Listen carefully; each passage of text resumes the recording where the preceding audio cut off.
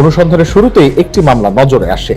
চাঞ্চল্যকর একটি হত্যা মামলার আসামির সঙ্গে কথা বলতে কুমিল্লা জেলায় অনুসন্ধানী টিমের সদস্যরা। নিজ মাটির জন্য কিছু করার তাগিদ থেকে 2024 সালে ইউরোপ থেকে বাংলাদেশে ছুটে আসেন ইঞ্জিনিয়ার মনিরুল আলম। এরই মধ্যে শুরু হয় ছাত্র জনতার জুলাই আন্দোলন। ছাত্রদের সহায়তা দিতে আন্দোলনে সক্রিয়ভাবে যুক্ত হন তিনি। কিন্তু কথায় আছে, অভাগা যেদিকে যায় সাগর শুকিয়ে যায়। আমি বৈষম্য বিরোধী আন্দোলনের ছাত্র জনতার পক্ষে থেকে যখন আমি আন্দোলন করেছি, তৎকালীন সময় আমার নামে 2টা মামলা হয়েছিল। তা আমি তো বিপক্ষের শক্তি না, আমি তো পক্ষে ছিলাম আন্দোলনের, তাহলে আমার নামে কেন এই মামলা? অর্থাৎ জুলাই আন্দোলনে অংশগ্রহণের দায়ে 2টি মামলার আসামি হন মনিরুল। পরবর্তী সময়ে এসব মামলায় কারাবরণও করতে হয়েছে তাকে। ফার্স্ট অ্যারেস্ট হয়েছে 10 অক্টোবর 2024 তারিখে, দ্বিতীয়বার আমাকে অ্যারেস্ট করেছে আপনার 29 অক্টোবর 2024 সালে। শেখ হাসিনা সরকার পতনের পরে অন্তর্বর্তী সরকার আসার পরে নির্বাহী আদেশে এগুলো খারিজ করে দেওয়া হয়। কিন্তু বিধি বাম, শুধু কারাবরণ করেই শেষ হয় না ভোগান্তি। আন্দোলনে সক্রিয়ভাবে অংশগ্রহণ করা সত্ত্বেও খোদ জুলাই হত্যাকাণ্ডের 8টি মামলার আসামি হতে হয়েছে এই মনিরুলকে।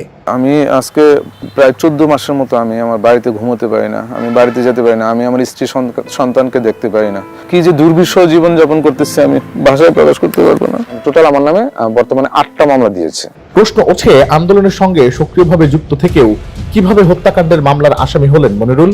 নেপথ্যের কারণটাই বা কি? প্রথমে যে মামলাটা দিয়েছে 3 নং ওয়ার্ড আওয়ামী লীগের সহসভাপতি আবুল কাশেম, সে জাবেদ কাউন্সিলর জাবেদ, ওর খুব ঘনিষ্ঠজন, ওকে দিয়ে ফার্স্ট মামলাটা দিয়েছে। এর পরবর্তীতে একটা একটা করে বৈষম্য মামলা দিয়েছে আমার নামে। এলাকার ছিচকে সন্ত্রাসীদেরকে পাঠায় বা বিভিন্ন ভাবে আমাকে পুশ করে খালের ব্যাপারে যেন আমি আর চিন্তা না করি।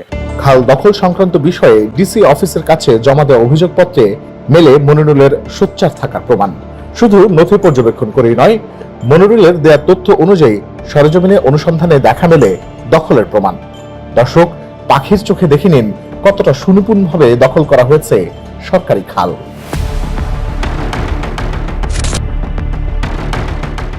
এবার অনুসন্ধানের আরেকটু ভেতরে ঢোকার পালা।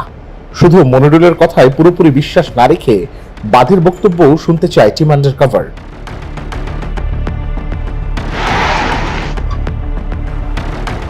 মামলার নথি অনুযায়ী নির্ধারিত একটি ঠিকানায় ঢু মারতেই দেখা মিলল বাদী আক্তার হোসেনের। তার কাছেই জানতে চাওয়া হত্যাকাণ্ডের সঙ্গে কতটুকু যুক্ত মনিরুল। আমার মামলাটা দিয়েছে পুলিশ। এই মামলায় আপনার তো সে যুক্ত আসামি ছিল না, পুলিশ দিয়ে দিচ্ছে। সবাই বাণিজ্য করছে, টাকা কামাই করছে, কিন্তু আমরা টাকা খরচ হয়েছে। এ যেন কেঁচো খুঁড়তেই সাপ বেরিয়ে আসার মতো উপক্রম। বাদী আক্তার হোসেন নিজেই দাবি করছেন, বাণিজ্য করার উদ্দেশ্য থেকেই জড়ানো হয়েছিল মনিরুলের নাম। যে কোনো প্রভাবশালী 5টা নেতা কুমিল্লা আইসে আমারে পার, আমি একটু অষ্টমিত্র আই না না, তুই অক্ষরই শিখতে দিয়ে যা ভাই না বলা আসলে টাকা কিন্তু সবটা খেয়ে দিচ্ছে। আমি কিন্তু জানি না, পরে জানছি ভাই টাকা এই লোকগুলো আমার সামনে আইতে পারেনি, কথাগুলো ভাই। অর্থাৎ বাদীর কথা স্পষ্ট, এজাহারে নাম না থাকা সত্ত্বেও আসামি করা হয়েছে মনিরুলকে। অনুসন্ধানের সূত্র অনুযায়ী শুধুমাত্র একটি মামলার বাদীর কথায় প্রমাণ হয় না নিরপরাধ। মনিরুলের আত্মীয় পরিচয়ে আরেকটি ভিন্ন মামলার বাদী ইনজামুল হক রানার সঙ্গে যোগাযোগ করে টিম আন্ডার কভার। টিম সদস্যের ছদ্মবেশী পরিচয় পেয়ে রেসকোর্স এলাকার ধানমন্ডি রোডের একটি ঠিকানায় দেখা করতে বলেন রানা, কিন্তু সেখানে গিয়েও পাওয়া গেল না তাকে।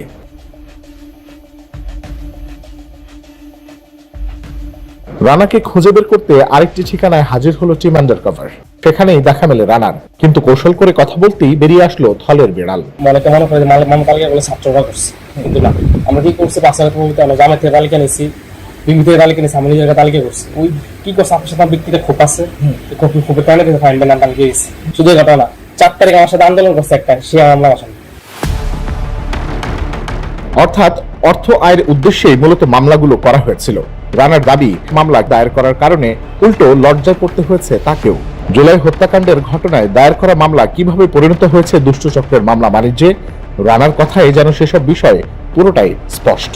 মামলা বাণিজ্য হয়ে গেছে, আমি ব্যক্তি হয়ে গেছি। আমি যে আমার বাদী 7 কোটি টাকা মামলা হয়েছে, আমি মামলা দখল করলাম, আমি সাকলের সাথে দেখা করব, কিন্তু আমাদের এজাহারভুক্ত আসামি না। এখন আমরা লজ্জিত বিষয়গুলো নিয়ে। বিষয়টি নিয়ে কথা হয় জুলাই আন্দোলনের সম্মুখ সারির নেতা কুমিল্লা মহানগর ইনকিলাব মঞ্চের আহ্বায়ক গোলাম মোহাম্মদ সামদানির সঙ্গে। এগুলো হচ্ছে আমাদের দেশে, এটা তো না করলে কারোর পকেট বলে না যে এটা সুযোগ, এই সুযোগটা ব্যবহার করলে আমার অনেক অর্থ হবে, আমার অনেক টাকা হবে, এই টাকাটা অনেক দুষ্ট লোক আছে এগুলো বানায় ফেলে আর কি। জুলাই আন্দোলন যে সকল ভাইরা মনে করেন যে হাত নাই পাও নাই, কত কষ্ট করে জীবন, কি লাভ হইলো, এমন বাংলাদেশ তো আমরা চাই না। প্রয়োজনে আবার জীবন দেব, কত রক্ত লাগবে প্রয়োজনে আরো রক্ত দিব, তারপরে বাংলাদেশ থেকে চাঁদাবাজ, সন্ত্রাস, দুর্নীতিবাজ, ডাকাত, মামলা বাণিজ্য এগুলো বন্ধ করতে হবে। গোলাম সামদানির দাবি, দুর্নীতির বিরুদ্ধে জিরো টলারেন্স নিশ্চিত না হওয়ায় প্রশ্নবিদ্ধ হবে জুলাই আন্দোলনের চেতনায়। এবার ডিএমপির একটি পরিসংখ্যানের দিকে মনোযোগ স্থাপন। পুলিশের দেয়া তথ্য বলছে, জুলাই আন্দোলনের ঘটনায় আহত ও নিহতের পক্ষ থেকে ডিএমপিতে 780টি মামলা দায়ের করা হয়েছে। তার মধ্যে হত্যা মামলার সংখ্যা 477টি, অন্যান্য মামলা 303টি। 599টি মামলার তদন্ত চলমান রয়েছে। নিষ্পত্তি হয়েছে 25টি মামলা। সবচেয়ে গুরুত্বপূর্ণ, এখন পর্যন্ত ডিএমপিতে 4354 জন নিরপরাধ ব্যক্তিকে এই সব মামলা থেকে অব্যাহতি দেওয়া হয়েছে। এই বাস্তবতা নিয়ে কি বলছে আইন শৃঙ্খলা বাহিনী? আমাদের দৃষ্টিতেও এরকম অনেকগুলো বিষয় আসছে যে কিছু কিছু ক্ষেত্রে যারা কিছু নিরাপরাধ ব্যক্তিকে এইসব মামলায় সম্পৃক্ত করা হয়েছে। আয়োগদেরকে নির্দেশনা দেওয়া আছে যে যারা এই মামলাগুলোতে সম্পৃক্ত না এবং যারা পার্সোনাল এনিমিটি বা ব্যক্তিগত শত্রুতার কারণে বা অন্য কোনো কারণে এই মামলায় যাদেরকে এজাহারভুক্ত করা হয়েছে তারা যেন হয়রানির শিকার না হয়। এই পরিস্থিতি মোকাবেলায় আইনেও আনা হয়েছে পরিবর্তন। ইতিমধ্যে সরকার ফৌজদারি কার্যবিধির 173 ধারাটি সংশোধন করে 173 ধারা মোতাবেক নতুন ধারা সংযোজন করেছে সিআরপিসিতে। সেই অনুযায়ী ইন্টারিম ইনভেস্টিগেশন রিপোর্ট বা অন্তর্বর্তীকালীন প্রতিবেদনের মাধ্যমে যারা মামলায় সম্পৃক্ত না তাদেরকে কোর্টের মাধ্যমে আমরা প্রতিবেদন দিচ্ছি যাতে করে তাদেরকে এই মামলা দায় হতে অব্যাহতি দেওয়া যায়। এদিকে জুলাই হত্যাকাণ্ডের বিভিন্ন মামলায় নিরপরাধ ব্যক্তিদের নাম যুক্ত করে ব্যাপকভাবে মানবাধিকার লঙ্ঘন করা হয়েছে বলে মনে করেন আইনজীবী এলিনা খান। যদি কারো নামে মিথ্যা মামলা করা হয়, যদি প্রুফ হয় যে সে এর সাথে জড়িত ছিল না, তাদের অর্থনৈতিক ক্ষতি, তাদের শারীরিক ক্ষতি এবং তাদের সার্বিক বিষয়ে একটা মানসিক ক্ষতি হয়, এটা মানবাধিকারের শুধু চরম লঙ্ঘন না, তারা ক্ষতিপূরণ পাওয়ার অধিকারী রাষ্ট্র থেকে, যে তাদেরকে কেন ভুক্তভোগী করা যায়, এটাকে নিরসন করার জন্য রাষ্ট্রকে আগে আসতে হবে। অন্যদিকে জুলাই যোদ্ধাদের রক্তকে পুঁজি করে যে প্রতারকরা মামলা বাণিজ্য গড়ে তুলেছে তাদের বিষয়ে রাষ্ট্রকে কঠোর ভূমিকা রাখতে হবে বলে মনে করে বৈষম্য বিরোধী ছাত্র আন্দোলন। এর মধ্য দিয়ে আসলে পুরো সারা বাংলাদেশের যতগুলো মামলা হয়েছে সবগুলোকেই আসলে বাণিজ্যিকায়ন করা হয়েছে এমনটা না, তবে এই ধরনের ঘটনাগুলো ঘটেছে। যারা আসলে জুলাইকে পুঁজি করে, জুলাইয়ের যারা শহীদ রয়েছেন, আহত রয়েছেন, সেই মামলাকে কাজে লাগিয়ে ব্যবসায়িক নিজস্ব স্বার্থ হাসিল করতে চাচ্ছে, তারা কোনোভাবে আসলে জুলাইয়ের যে স্পিরিট, সেই স্পিরিটকে লালন করে না, বরং তারা আসলে জুলাইকে ব্যবসার একটি হাতিয়ার হিসেবে তারা বেছে নিচ্ছে। এই পরিস্থিতিতে সহায়তার হাত বাড়িয়ে দিয়েছে বৈষম্য বিরোধী ছাত্র আন্দোলন। এই প্রতিবেদনের মধ্যে দিয়েও আমরা আহ্বান করব যে যারা যারা মনে করছেন যে আপনাদের বিরুদ্ধে হলো গিয়া মিথ্যা মামলা এসেছে, মিথ্যা চার্জেস এসেছে, তারা আমাদের কাছে অভিযোগ জানাতে পারেন, আমরা এটাকে হেল্প করার চেষ্টা করব। কারণ আমরা একটা জিনিস খুব স্পষ্টভাবে বিশ্বাস করি, যে যেই দোষটা করে নাই তাকে সেই দোষের শাস্তি দেওয়া যাবে না, এবং যে যেই দোষটা করেছে তাকে সেই শাস্তি অবশ্যই পেতে হবে, সেখান থেকে ছাড় দেওয়া যাবে না।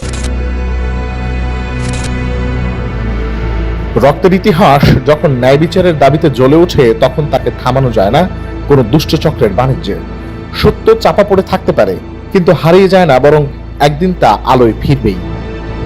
জুলাই সে অঙ্গীকার আজও বেঁচে আছে। প্রশ্ন এখন শুধু একটাই, ন্যায় বিচারের পথ কত দূর?